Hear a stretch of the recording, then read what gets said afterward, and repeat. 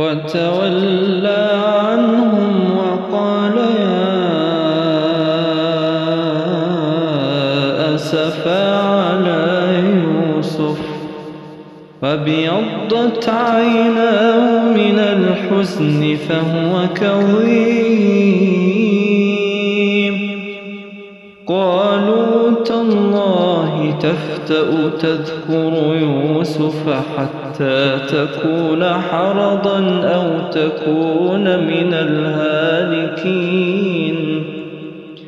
قال إنما أشكو بثي وحزني إلى الله قال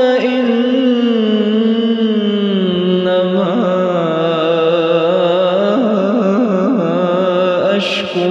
بثي وحزني إلى الله وأعلم من الله